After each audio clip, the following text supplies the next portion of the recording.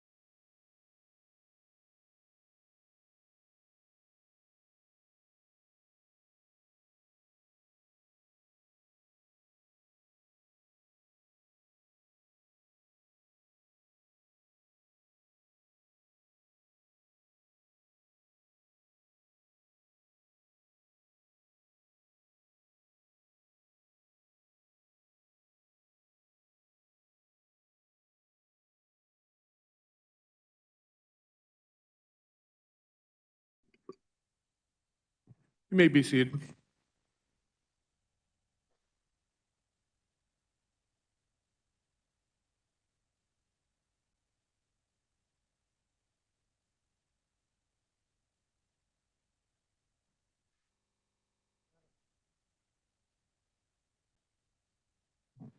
Madam Chief Justice, would you please proceed with your address?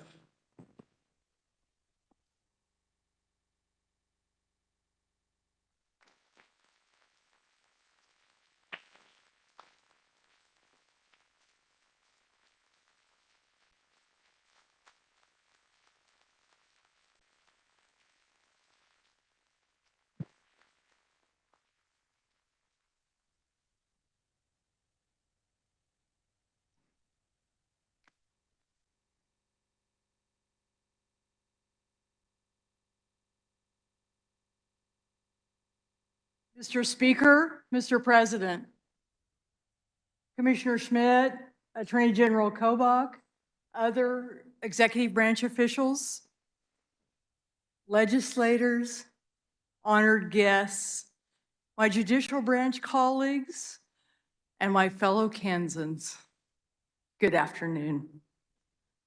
I also send greetings to Governor Laura Kelly and wish her a speedy recovery. Monday signaled the beginning of a new legislative biennium and a new gubernatorial term. On behalf of the Supreme Court, the Court of Appeals, and the district courts across the state, congratulations. We look forward to serving with you. I would like to introduce two of my special guests who are in the East Gallery. My spouse, Ken Morse, and my oldest daughter, Sarah.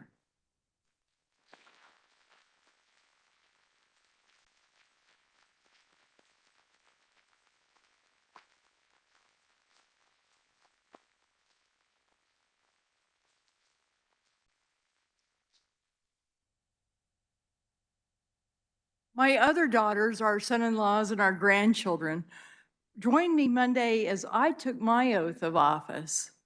While they could not be here today, they joined me, Ken, and Sarah in expressing our family's congratulations and our appreciation for your service. I would not be here serving the people of Kansas if I did not have the love and support of my family.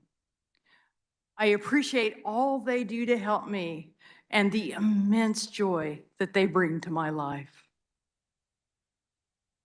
Thank you, Speaker Hawkins, for generously offering me this chance to update the special joint session of the Legislature on the state of the Kansas Judiciary.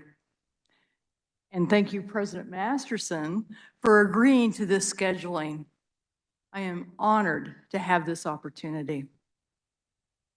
In past addresses, I have emphasized the resiliency and perseverance shown by judicial branch employees and judges during a period of significant challenge.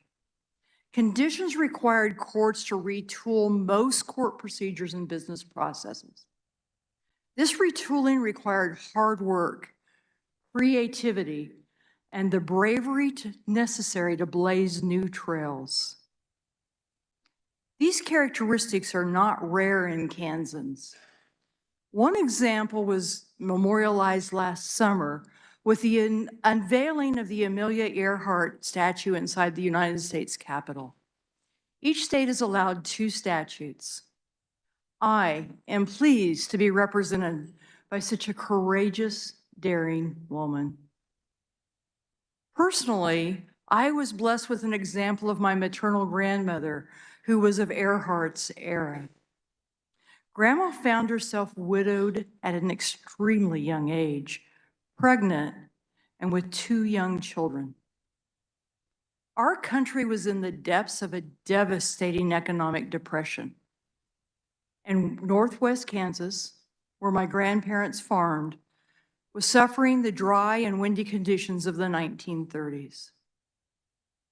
With a trailblazing spirit, bravery, and lots of hard work, Grandma, joined by several of her sisters, opened Mom's Cafe on Main Street, Goodland. While she may not have gained the fame of Amelia Earhart, she was famous locally and with travelers for her cinnamon rolls, her pies, and her wholesome meals.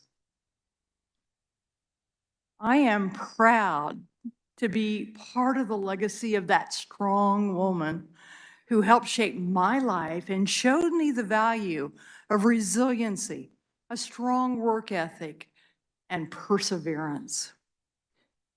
And I'm equally proud to be part of the judicial branch team of judges and employees who have shown those same characteristics when they dealt with difficult conditions. Their innovation, perseverance, and hard work brought the Kansas Judicial Branch national recognition in 2022.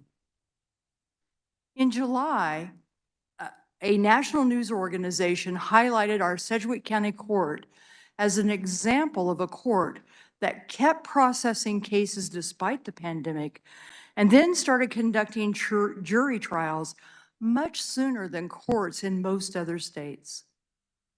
The article quoted Chief Judge Jeff Gehring's declaration that it took thinking outside the box. Sedgwick County and other Kansas courts did just that, with Sedgwick County even using tents outside the courthouse to conduct court. Unusual, but it kept cases moving, even if at a reduced volume. Well, Chief Judge Gehring could not be here today. Joni Wilson, the court administrator of Sedgwick County, is here. Please stand and be recognized.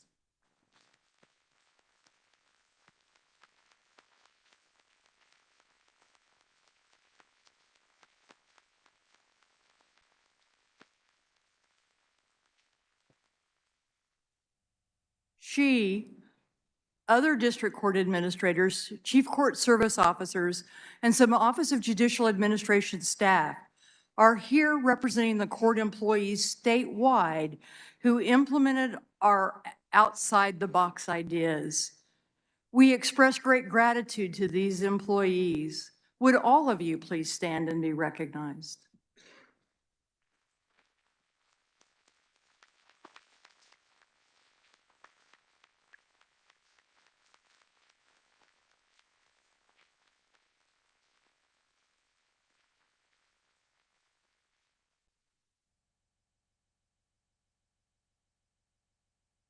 Recognition also came to a project designed to make citizens more comfortable with jury service during the pandemic.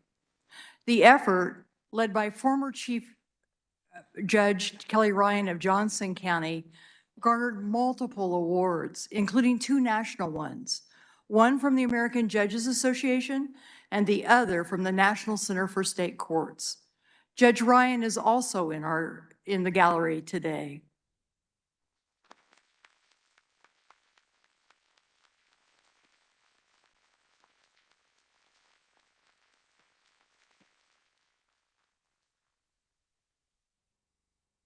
Finally, I am proud to report that the National Board of the Legal Services Corporation recently recognized our efforts to improve access to justice in civil cases through several innovative programs, including our online portal for obtaining protection from abuse orders.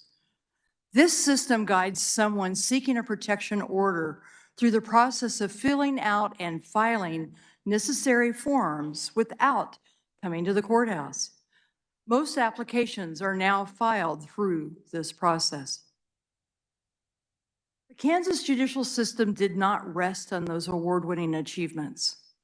Throughout 2022, our judges and employees worked with Kansas attorneys to move cases and process jury trials.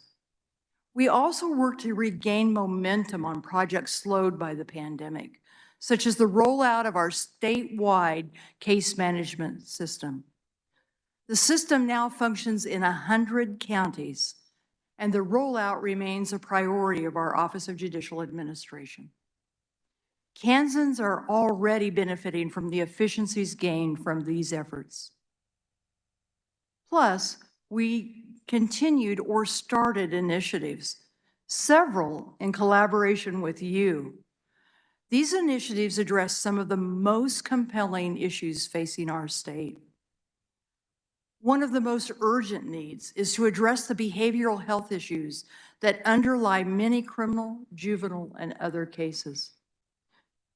In April, Governor Laura Kelly, President Ty Masterson, and then Speaker Ron Reichman Jr. accepted my invitation to join me in opening the first Kansas Mental Health Summit. Leaders of other state courts have commented about how remarkable it was to have the leaders of all three branches of government participate in such a summit. Certainly, it was a historic event in Kansas, and the presence of the governor and our legislative leaders sent a strong message that this initiative was critical and one on which we would work together. I was honored to present with them and am deeply grateful for their commitment.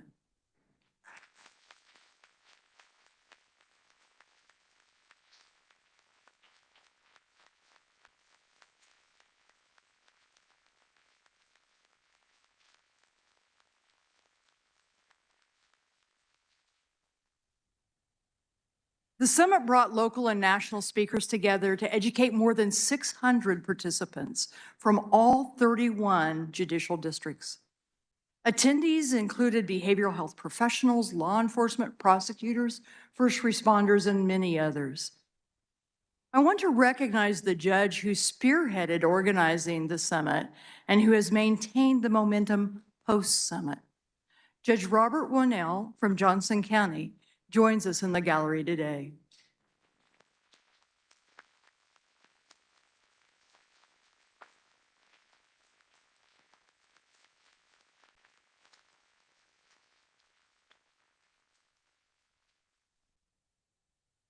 His exceptional work created a catalyst to determine how stakeholders can help the court system address behavioral health issues. Following the summit, he formed a statewide mental health community of practice. This group will continue to bring together legislative, executive, and judicial branch representatives to discuss ways to improve our response to justice-involved individuals with behavioral health issues. Judge Winnell also collaborated with local judges and others to establish local communities of practice. These groups have continued discussions started at the summit about how to improve local responses. These efforts have already changed lives, strengthened families, and made our communities safer. Thank you, Judge Winnell, and thank you, Representatives Brenda Landwehr, Representatives Brenda Landwehr and Susan Ruiz. I thought I was in the wrong house for a minute. And Senators Pat Petty and Carolyn McGinn for their involvement in these efforts.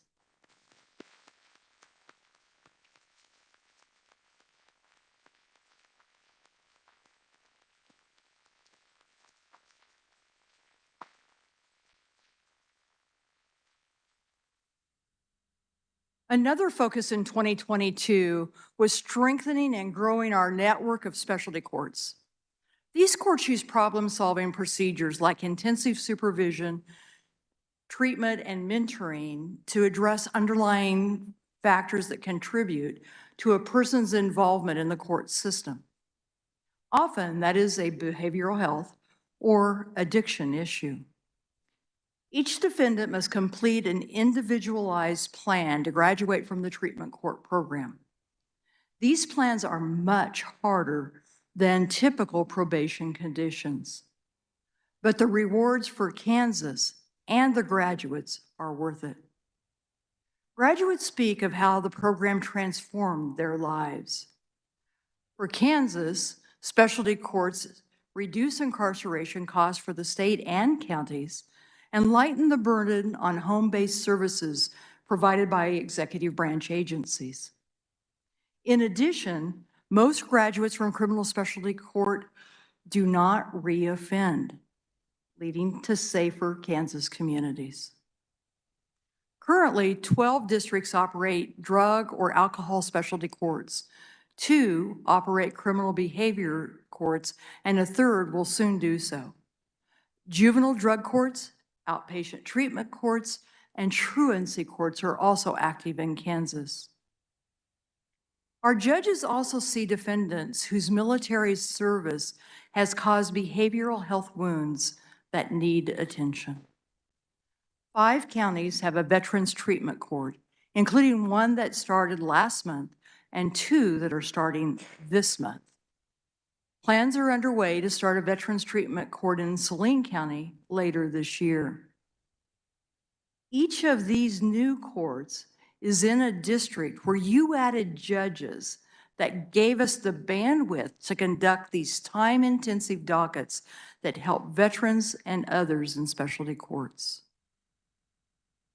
My written report, which has been delivered to your legislative mailboxes, includes a map showing the location of our specialty courts. Several judges involved with specialty court dockets are here today. I would ask them to please stand and be recognized.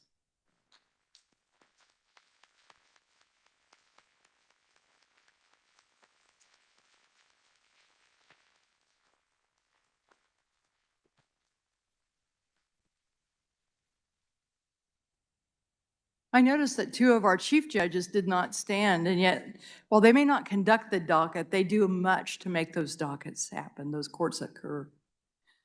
The biggest barrier for expansion and creation of specialty courts is funding.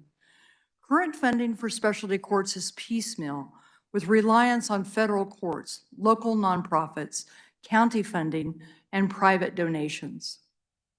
Through Senator Jerry Moran's help, Kansas received federal grants to create and operate the veterans treatment courts in Leavenworth, Saline, Sedgwick, and Shawnee counties, and to expand and better resource the Wyandotte County Court. I am grateful for Senator Moran's support and for your support of specialty courts.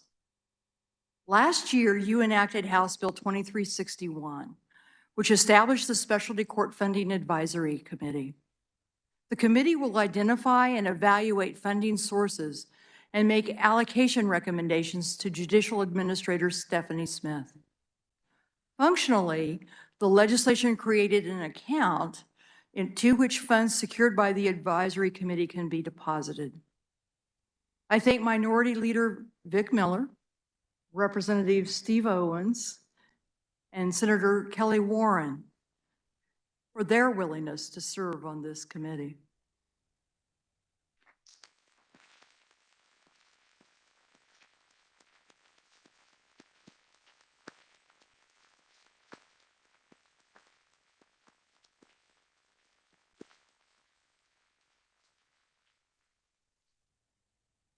We also ask members of your body to join us on another major issue, the shortage of attorneys in rural areas.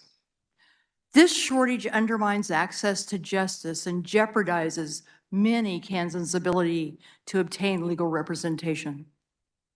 Based on a 2020 census and a 2021 study of attorney demand in the United States, We estimate rural Kansas collectively has only 25% of the attorneys needed to meet demand. In some areas, the shortage is even more dire. Judges across the state report they cannot find attorneys to appoint when the law requires them to do so. And your neighbors struggle to find an attorney to help with legal issues.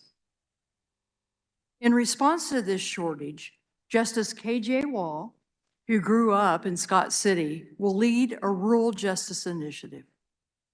A diverse committee representing legal, business, and governmental interests join him in this effort. We are grateful Senator Elaine Bowers and Representative Tory Blue agreed to help. Thank you.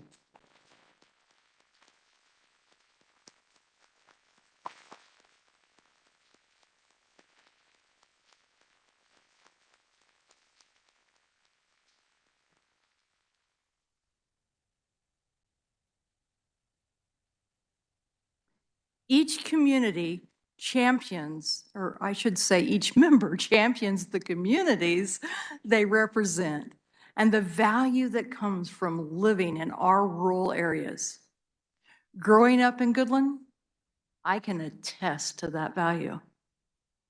The Supreme Court has asked the committee to identify unmet legal needs across Kansas, study programs designed to recruit professionals to rural areas, and examine strategies to provide attorney services in underserved areas. I look forward to the ideas this committee will propose. I told you of another initiative in last year's address, soon after we had formed an ad hoc committee on best practices for eviction proceedings. That group, chaired by Court of Appeals Judge Sarah Warner, has now presented its initial report. Building on that foundation, we received a grant to develop a voluntary eviction resolution program in Wichita. The program connects property owners and tenants to resources that help resolve cases earlier, leading to less litigation and cost. Lessons learned will help other courts develop similar programs and best practices to improve housing stability, a benefit to landlords, tenants, and our communities. The last initiative I would like to highlight started with Johnson County District Court Judge Kevin O'Grady. Judge O'Grady created the first self-help center in Kansas to provide a place for individuals without an attorney to come to the courthouse and meet basic legal needs, like accessing legal forms, diversion applications, and plain language explanations of procedure. The Johnson County Center estimates it has met more than 31,000 requests for help since its inception in 2014. Judge O'Grady's passion for self-help centers and other measures that improve access to justice serves as a catalyst for courts across Kansas and the nation. He was instrumental in creating our Kansas Protection Order portal. Last August, Judge O'Grady received one of the highest recognitions in our profession, the National Center for State Courts Mary C. McQueen Award for extraordinary contributions to improving the administration of justice. I congratulate Judge O'Grady and thank him. He joins us today in the gallery.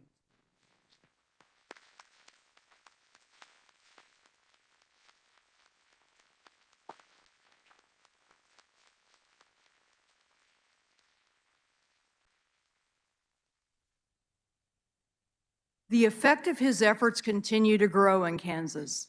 In 2022, Kansas Legal Services began offering legal aid days at self-help centers in 8 counties: Wyandotte, Johnson, Harvey, Thomas, Miami, Sedgwick, Franklin, and Ellis. And Bourbon County has now opened our latest center. I have shared just a few of many examples of judges and employees tirelessly serving Kansas and working to prove access to justice. My written report includes additional examples and more information about the operation of Kansas courts. I urge you to read about the extraordinary efforts covered there. As these examples suggest, the Kansas judicial branch is only as strong as its judges and its employees. I want to take this public opportunity to again thank Kansas judges and court employees for their creativity, hard work, persistence, and dedication to service. While expressing gratitude, I would be remiss if I failed to thank you, the legislature, and Governor Kelly for the efforts to strengthen the judiciary over the last 2 sessions. First, you enacted a significant shift in how the court system is funded. For decades, the judicial branch depended on unstable court user fees. This led to hiring freezes and at-risk court closures. Through your efforts last session, core judicial branch operations no longer face the unpredictability of fee funding. Those fees are still assessed, but last year's legislation shifted the deposit of those fees from accounts directly funding the judicial branch to the state general fund. Now, the branch receives an amount from the general fund equal to the projected deposit. We can now plan accordingly. This funding stability is critical to strengthening the Kansas judicial system. Next, you brought judicial employee salaries to 2021 market rates and provided a cost of living increase. You also increased salaries for judicial positions. Finally, based on a weighted caseload study conducted by the National Center for State Courts, you funded 23 new judge positions to relieve strained district court capacity. These very needed positions are the first since 2008. Citizens and communities with new judges are already benefiting from improved access to timely justice. Thank you for this support.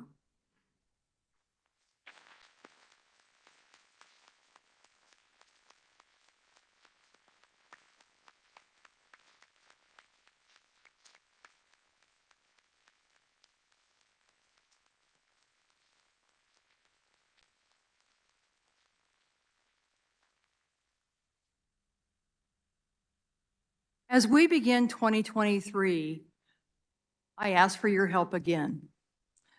Market forces and inflation are already eroding your effort to bring employee salaries to market rate. Because of this, our budget asks for a cost of living increase for employee positions so we can continue to offer market pay to attract and retain the employees we need. While we have started to address uncompetitive judicial pay, I ask you to please continue that effort.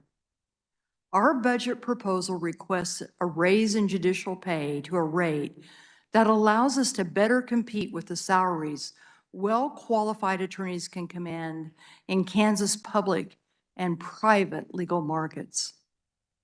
To highlight the pay gap, some brand new attorneys in the Kansas City area begin their careers making more than the district judges they appear before. Under the criteria you have set, those new attorneys could not apply to be a judge for at least another 5 years. Over those 5 years, their pay increases and the gap between what they make and what we can offer judge candidates grows wider. Kansans, acting through you as their representatives, have given judges profound responsibilities. Judges impose criminal sentences that deprive life and liberty, resolve child disputes that affect fundamental parental rights, decide contract disputes impacting our business community, and conduct other criminal and civil proceedings that result in life-altering judgments. Amelia Earhart said, The most difficult thing is the decision to act. The rest is mere tenacity. Courts have acted to strengthen our court system, and we pledge continued tenacity in that effort. This body has collectively recognized the value of bringing the judicial branch to market pay so we can attract and retain well-qualified individuals. As the leader of the judicial branch, I ask you to be tenacious in accomplishing that goal. Your tenacity will reap benefits for your constituents. Thank you for your time and attention today. I hope I have given you a better understanding of the Kansas Judicial Branch's efforts toward what I am confident is our shared goal. A goal of ensuring Kansans have fair and impartial judicial system that functions in a timely and efficient manner and provides our neighbors with good service. I look forward to collaborating with you throughout the session and in the years to come as to ensure we meet that goal. May all of you and our great state continue to be blessed. Thank you.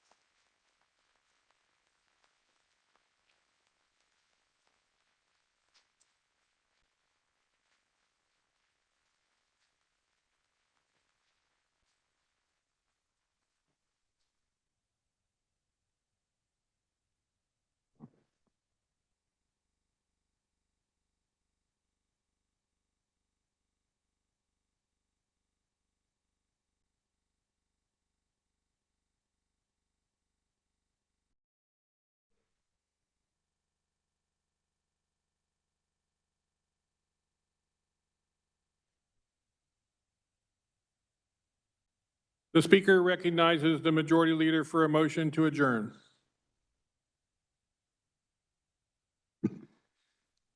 Thank you, Mr. Speaker. I move the House adjourn until Thursday, January 12th at 11 a.m. pro forma. You've heard the motion. All those in favor say aye. Opposed, nay. The motion passes. We are adjourned.